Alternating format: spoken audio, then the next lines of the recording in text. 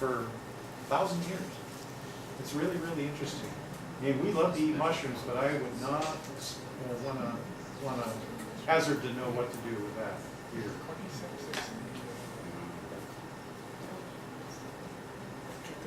So if any of you read Chinese characters and you join this trip, I got the book, but I can't read what. Yeah. And this is again, the wild lilies. Amazing diversity. I'm just absolutely blown away. So because of that influence of the mountains running north and south, and the monsoon able to approach farther north, you've got the greatest montane plant diversity in the world. It's the greatest in the world. Well, you have lots of cyprinium, the lady slippers orchids here. These are fertile areas, which are lilies. You can take a fertile area, which is interesting, and you can pull it up. I don't know about this in the Pacific Northwest, and it has a bunch of rice nodules, a clump about the size of your fist, and that's what the Northwest Indians ate. So I'm sure same thing here, and they're probably edible. Primulas, right? And iris. Whole fields of, whoops. Whole fields of primulas. And again, I couldn't give you species.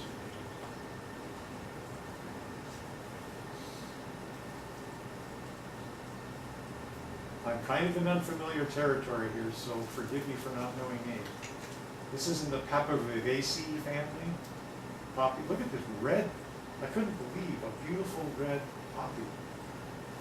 And the blue one, which is near Shangri-La. Some of the birds I've seen and know, they're not my photos. The finches occur up in the higher altitudes, the blood pheasant, the mono, the eared pheasant, the Tibetan eared pheasant. And the granala, you see these in flocks.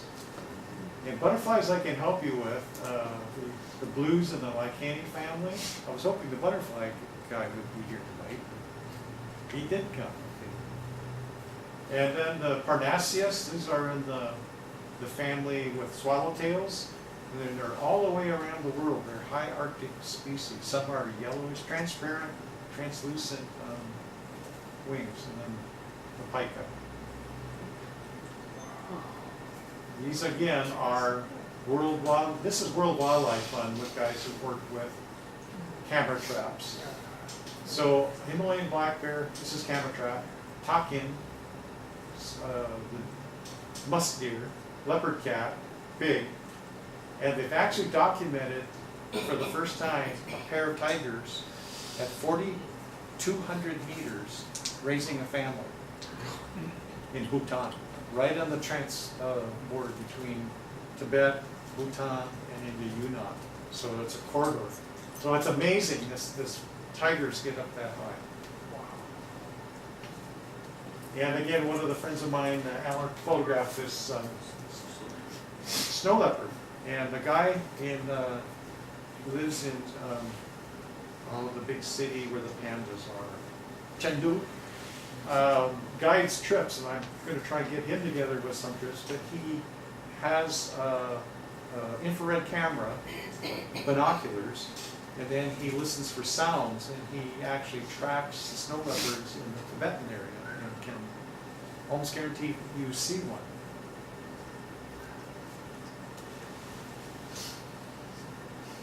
So this is, to me, one of the most amazing areas in the world.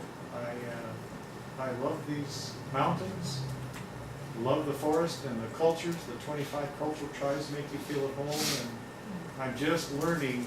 I have a pretty solid background in botany for tropical forest and Pacific Northwest, but boy, I'm in new ground here. This is really amazing. There's a lot of mystery to this area. There's a lot to see. What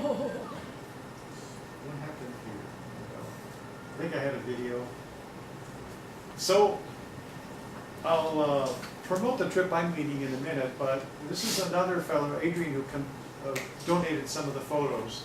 He's leading a trip that's 16 days after my trip into the Burmese border. But it's a long hike. And this is through Whistling Arrow. I happened to meet up with him. He's a Brit living in Hong Kong in Nepal. He was experiencing the same. He came over Sumba Pass with this guy, and then he was hit with the earthquake in the same area we were. But he does these pretty amazing trips. So that's it. Thank you.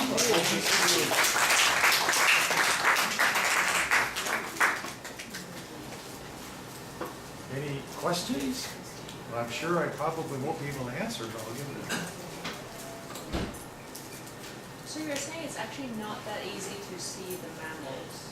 Oh, no. Yeah. It's very, very difficult. Camera traps are the best way to do it. I'm fairly experienced.